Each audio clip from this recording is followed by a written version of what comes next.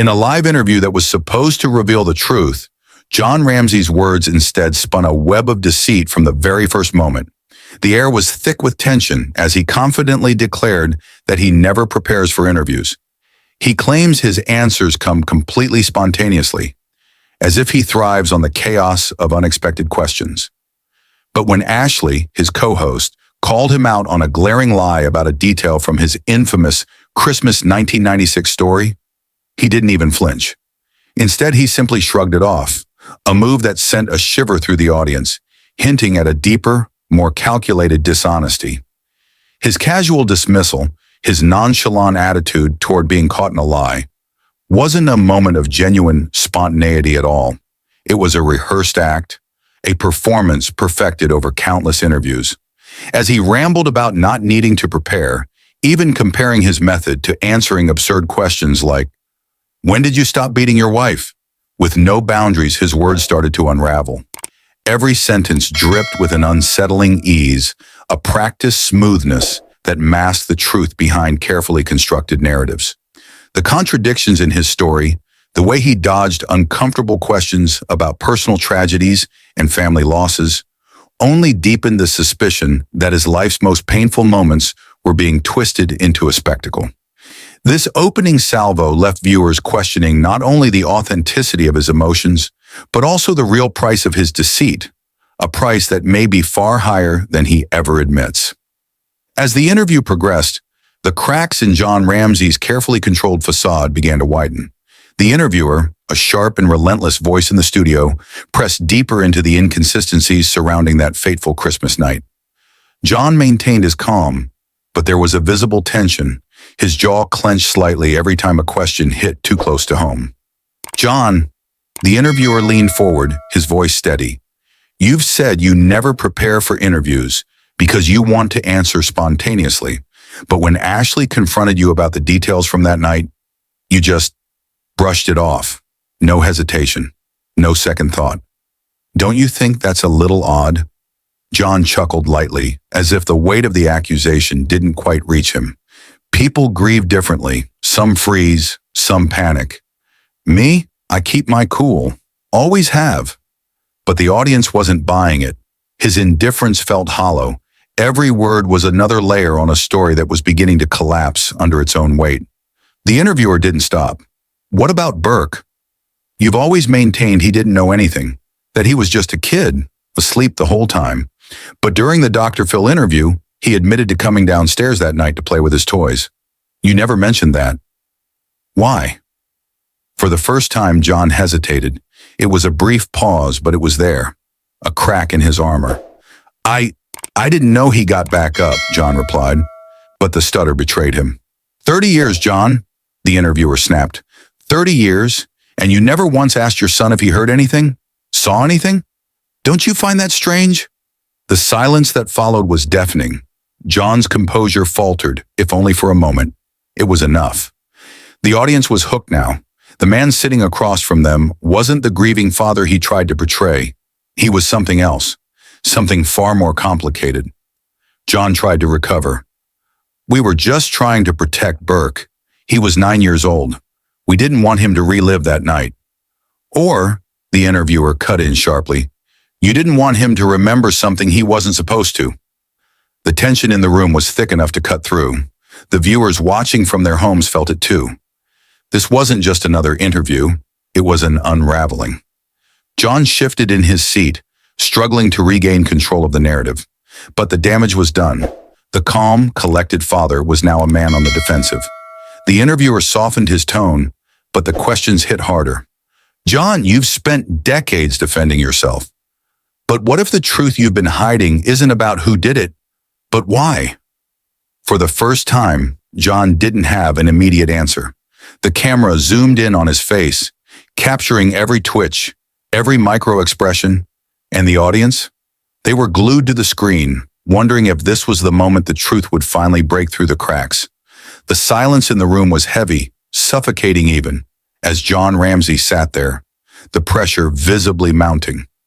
His fingers tapped anxiously on the armrest, a subtle yet telling sign that the interviewer's words had struck a nerve. But before he could gather his thoughts, the interviewer pounced again, John, in that interview with Dr. Phil, Burke seemed strangely detached when talking about that night, smiling at odd moments, avoiding key questions. People noticed. It didn't feel right.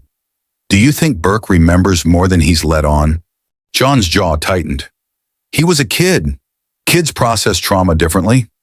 But did you ever really ask him? I mean, this is your daughter we're talking about. Wouldn't any father dig until he found the truth? The question hit hard. John blinked rapidly, as though searching for an answer that wouldn't make him look worse. We didn't want to traumatize him further, he finally said, but even he didn't seem convinced by his own words. The interviewer leaned back, his eyes never leaving John's. Or maybe you were afraid of what he might say. A murmur rippled through the audience, viewers at home gripping their armrests, feeling the tension through the screen. The idea had always floated in the background of public speculation. What if the truth was closer than anyone had ever realized? John exhaled deeply, his defenses cracking under the weight of the confrontation. Look, he began, there was so much chaos that night. I was in shock. We were all in shock. Mistakes were made. The interviewer didn't let up. Like disturbing the crime scene, picking up JonBenét's body, removing the tape, the bindings. I was her father, John snapped, his voice rising for the first time. I wasn't thinking like a detective. I was thinking like a dad.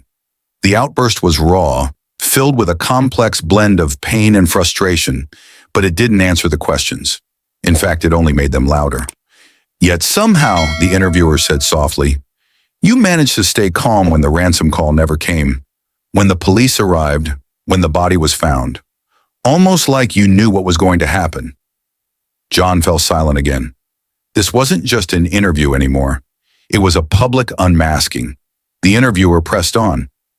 And what about the ransom note?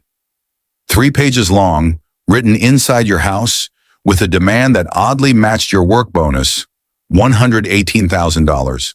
That's not a coincidence, John. John's eyes flickered with something, fear perhaps, or anger. I don't know who wrote it, but it wasn't me, and it wasn't my wife. But it was someone who knew intimate details of your life. For a moment, it looked like John might break. The weight of years of suspicion, the endless public scrutiny, it all seemed to bear down on him in that second. Then he pulled himself together. You think I haven't asked myself these questions a million times? You think I haven't wondered what I missed? I lost my daughter that night. I lost everything. The vulnerability in his voice was real. At least it seemed real. But the damage was done. The inconsistencies had been laid bare. The calculated detachment, the evasive answers, the buried truths. And the audience? They weren't leaving. They were more hooked than ever, waiting for the final blow. The moment when either John would finally crack, or the darkest truths of that Christmas night would finally come to light. The studio was heavy with silence, the kind that doesn't just sit in the air, it weighs it down. John Ramsey, now visibly unsettled, sat stiffly in his chair, his hands clasped tightly in his lap. The interviewer, sensing the tension, didn't ease up. He leaned in slightly, his voice low but sharp. John, let's talk about the DNA, he began. The unidentified male DNA found on JonBenét's clothing. You've said for years that this is the ultimate proof of an intruder, but the police kept that evidence hidden for months. Why do you think that is? John hesitated. They were trying to build a case against me. They didn't want anything that complicated their narrative. But don't you think that's strange? The interviewer's voice was calm but piercing. This wasn't some minor detail. It was the kind of evidence that could have cleared your name from day one. And yet, they buried it. Why? I don't know, John whispered, his composure cracking. I ask myself that all the time. The audience could sense it. He was unraveling. And the interviewer wasn't done. You've also claimed that the killer had been in the house before, that he knew the layout, knew JonBenét's room. But the suitcase under the basement window? The open latch? That's staging, John. You know it. The cops know it. Hell, the public knows it. So let me ask you, who staged it? John's throat bobbed as he swallowed hard. Not me. The interviewer didn't blink. Then who? A beat of silence stretched too long. John finally spoke. but the words came out hollow, robotic. I don't know. You say that a lot, the interviewer shot back. You don't know about the DNA. You don't know about the flashlight. You don't know about Burke being awake that night. 30 years, John, and you still don't know? The tension exploded as John slammed his hand on the table. I didn't kill my daughter. His voice echoed through the studio, a raw burst of emotion that silenced even the most skeptical audience members. But the interviewer stayed calm. I never said you did, but you know something, John. Something you've been hiding. The room seemed to shrink around them, the lights overhead feeling hotter now, the cameras capturing every twitch, every strained breath. John's shoulders sagged as though the years of suspicion had finally collapsed onto him. Do you know what people hate most, John? The interviewer asked quietly. Liars, especially the kind who smile while they're doing it. John didn't respond. He couldn't. His silence was louder than anything he could have said. And then, in a move no one expected, the interviewer leaned back and said, But maybe you're not the villain here. Maybe you were just covering for someone. John's eyes darted up, fast. It was instinctual, reflexive, and the interviewer caught it. Was it Burke? John's face went white. The audience collectively held its breath, but John, seasoned in the art of deflection, pulled back the last of his defenses. My son was a child. He was innocent. Stop dragging him into this. But he was there, John, the interviewer pushed. He was awake. He saw more than he told anyone, didn't he? John didn't speak. His breathing was shallow now, his chest rising and falling in rapid bursts. The interviewer let the silence stretch, knowing its power. And then he asked the question that everyone had been waiting for. 30 years of lies, John. Aren't you tired? For a split second, something flickered in John's eyes. Regret, maybe, or fear. But then, like a curtain being drawn shut, it vanished. He straightened in his chair, fixed the interviewer with a hard stare, and simply said, This interview is over. The audience gasped. The cameras kept rolling as John yanked off his mic and stormed off the set, leaving behind an audience stunned into silence and an interviewer who sat back in his chair, a grim smile playing at the corners of his mouth. But before the screen faded to black, the interviewer turned to the camera and spoke directly to the viewers. The truth's always been there.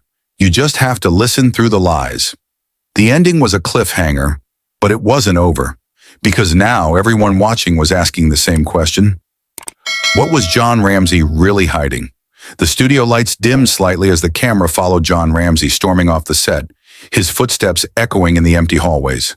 His face was pale, his breathing shallow, an unraveling man, cornered not by a jury, but by a relentless line of questions that peeled back layers he had tried to bury for decades. Back in the studio, the interviewer sat still, absorbing the gravity of what had just happened. The crew around him whispered in shock, some replaying the footage already, analyzing John's every blink, every twitch, every telling pause. The tension had been undeniable, but there was something more, something deeper. The camera slowly panned back to the interviewer as he faced the audience. He cracked, he said, his voice calm but heavy, not with words, but in everything he didn't say. He reached for a stack of documents on the table, the files the public had only ever seen glimpses of. Let's look at the facts again. On the screen behind him, images flashed. The ransom note, 3 pages, bizarrely detailed, oddly personal. The $118,000 ransom, John's exact bonus from Lockheed Martin. The broken basement window, an alleged point of entry, though investigators said the dust on the windowsill was undisturbed. And then the DNA, unidentified male DNA found on JonBenét's clothes. But that was the question, wasn't it?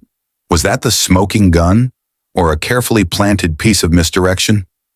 The interviewer's voice grew sharper as he continued. John said the note was written by an outsider, but the vocabulary in the ransom letter, the phrasing, it mirrored phrases John himself used in past company memos. Coincidence? Maybe. Or maybe it was someone too close to him. The screen split, one side showing the note, the other showing snippets of John's old emails and handwritten notes. The similarities were haunting. And then it came, the moment no one expected. While John stormed off, we reviewed some background audio. Something caught our sound tech's ear. He gestured and the audio played, barely audible at first. The chaos of John pulling off his mic, the scuffle of footsteps. But then, faintly, a muttered sentence. "They'll never prove it." The audience gasped. The interviewer froze the footage and rewound it. Again, John's voice, low, resigned. "They'll never prove it." It was enough to throw the entire narrative into chaos. Was it a slip? A confession? Or the words of a man who had carried secrets for far too long? The chat room exploded. Comments pouring in, conspiracy theories running wild. But the interviewer wasn't done. "There's one more thing," he said. He pulled out a photo of JonBenét's room from that night. Investigators missed something, a set of muddy footprints that didn't match anyone in the house. But they never tested them against the DNA because the Boulder Police Department had tunnel vision from day one. And in their blind determination to pin this on the Ramseys, they ignored key evidence. Evidence that could have led to the real killer. He leaned closer to the camera. "But here's what keeps me up at night. What if the killer wasn't outside the family? What if the truth was hiding in plain sight?" It was a gut punch for the audience. Everything they thought they knew was now in question. The interviewer's voice softened as he closed the show. JonBenét Ramsey's story became America's obsession, but it stopped being about justice a long time ago. It became about headlines, scandal, ratings. He sat back, the weight of the case heavy in the air. And maybe that's the biggest tragedy of all. Justice wasn't just delayed, it was buried. The screen faded to black, but the words lingered. The truth is still out there, but how much longer will we ignore it? A quiet moment followed before the end screen flashed. If you want more deep dives into the cases no one dares to touch, like, subscribe, and hit the bell, because the truth deserves to be heard. But before the credits rolled, a single chilling text appeared. Burke knows more than he's ever admitted, and someone's still covering for him. The mystery wasn't over. It was just getting started. The screen faded back in, this time not to the sleek, well-lit studio, but to a dimly lit room filled with boxes of old case files, dusty, untouched for years. The camera panned across stacks labeled JonBenét Ramsey Evidence, before focusing on the interviewer, now seated in front of a worn-out corkboard plastered with crime scene photos, newspaper clippings, and police reports. "After the interview," the narrator's voice echoed, "we received an anonymous tip." He held up an unmarked envelope, its contents spilling onto the table. Photocopies of documents never released to the public, blurred fingerprints, and what appeared to be pages from a detective's private notes. One name kept popping up, the interviewer continued, his fingers tapping a highlighted sentence. Fleet White. Fleet White was there the morning JonBenét was found. He was the one who followed John to the basement, the one who saw the scene firsthand. But for decades, his involvement was brushed aside. The screen split again. On one side, footage of Fleet White's few public statements. On the other, excerpts from police interviews, some heavily redacted. He was the Ramsey family friend who, according to John, changed after speaking with the police. But why? The interviewer's voice grew heavier, the conspiracy threads now tangling into something deeper. There are records suggesting Fleet had disagreements with the Ramseys prior to JonBenét's death. Financial disputes, personal rifts. The image shifted to another transcript, this one from Fleet's police interview. In the highlighted section, Fleet admitted to being the last adult in the house before the discovery of JonBenét's body, aside from John. Yet he was never treated as a suspect. The revelation hit hard. The audience was now on the edge of their seats, the narrative veering into uncharted territory. "And then there's the 911 call," the interviewer said, pulling up the now famous tape. "There's a moment, just after Patsy hangs up, where you can hear a faint whisper." The studio's sound tech had enhanced the audio, boosting the background noise. The audience strained their ears as a child's voice echoed. "What did you find?" "Burke," the interviewer confirmed, meaning he was awake, despite claims that he slept through the entire ordeal. Another layer peeled back. But what if that wasn't just an innocent question? He posed. What if Burke knew exactly what John had found? The audience was spiraling, torn between sympathy and suspicion, as the interviewer leaned in for the final blow. John's biggest mistake wasn't in what he said. It was in what he didn't say. His silence on the truth deserves to be found. But just before the video ended, a single chilling sentence flashed. Next episode, Burke breaks his silence. The mystery wasn't just alive, it was about to explode. The screen faded in one last time, but this time, there were no flashy graphics, no intense music, just the soft sound of a piano playing in the background. The camera slowly zoomed in on the interviewer, now seated in a dimly lit room, his expression heavy with the weight of the story that had just unfolded. He sat in silence for a moment before finally speaking. "This case was never just about JonBenét Ramsey," he said quietly. "It was about the cracks in a system that failed a little girl, a system blinded by public pressure, media frenzy, and the desperate need to assign blame rather than seek the truth." The screen shifted to black and white images of JonBenét, laughing, dancing, smiling. The images were raw, untouched by the media's distortion. JonBenét was 6 years old. She had dreams, a life ahead of her, a family that, despite everything, once loved her deeply. But somewhere along the way, the focus shifted. The tragedy became a headline. The victim became a spectacle. The interviewer leaned forward, his voice softening. "And here's where it gets personal. For all of us watching, how often do we turn someone's pain into our entertainment? How often do we follow true crime stories like it's a Netflix drama, forgetting that behind every theory, every conspiracy, is a real person, a real loss?" The piano music swelled gently as he continued. "We live in a world obsessed with the whodunit, but sometimes we forget the why. Why did this happen? Why did the justice system fail? And why do we keep failing victims like JonBenét by turning their stories into gossip instead of lessons?" He took a breath, the weight of his words settling in. This isn't about John Ramsey. It's not about Burke. It's not about the ransom note, the DNA, or the broken window. It's about the responsibility we all share to protect the innocent, to speak up when we see wrong, and to demand better from the systems meant to protect us. The screen faded into a photo of JonBenét, this time framed by soft light, her smile untainted by the tragedy that followed. "JonBenét Ramsey's story is a warning," the interviewer said.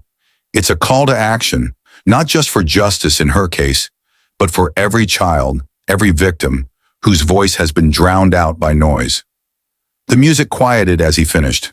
The moral of this story? Justice isn't about pointing fingers. It's about finding the truth, no matter how uncomfortable, no matter how long it takes.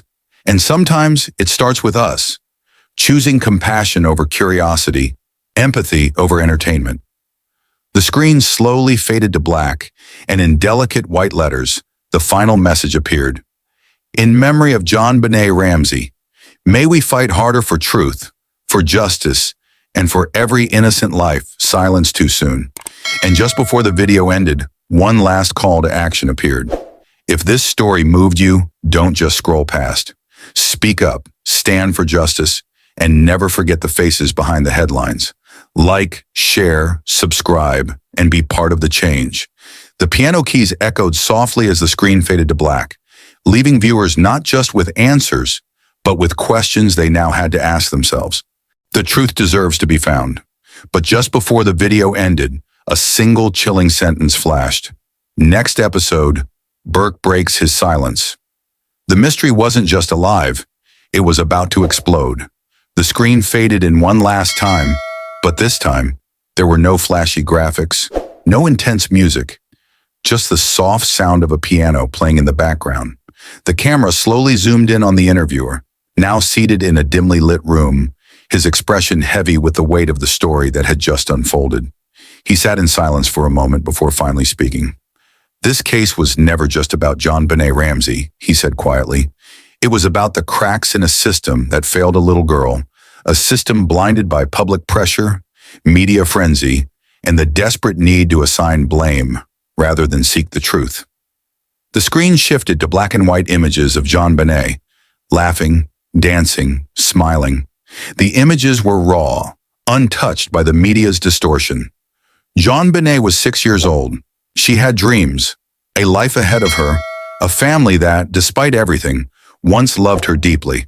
But somewhere along the way, the focus shifted. The tragedy became a headline. The victim became a spectacle. The interviewer leaned forward, his voice softening. And here's where it gets personal.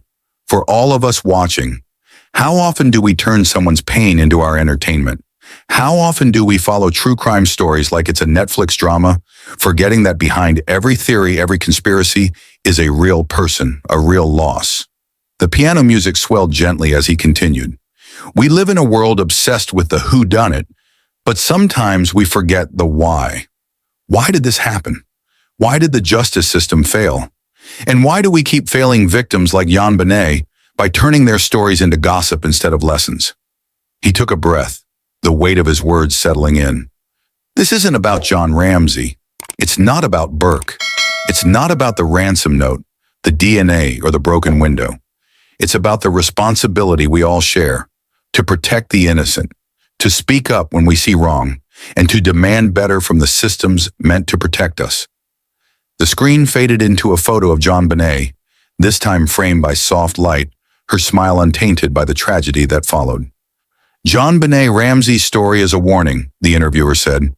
It's a call to action, not just for justice in her case, but for every child, every victim, whose voice has been drowned out by noise. The music quieted as he finished. The moral of this story? Justice isn't about pointing fingers. It's about finding the truth, no matter how uncomfortable, no matter how long it takes. And sometimes it starts with us, choosing compassion over curiosity, empathy over entertainment. The screen slowly faded to black, and in delicate white letters, the final message appeared. In memory of JonBenét Ramsey, may we fight harder for truth, for justice, and for every innocent life silenced too soon. And just before the video ended, one last call to action appeared. If this story moved you, don't just scroll past. Speak up, stand for justice, and never forget the faces behind the headlines. Like, share, subscribe, and be part of the change. The piano keys echoed softly as the screen faded to black, leaving viewers not just with answers, but with questions they now had to ask themselves.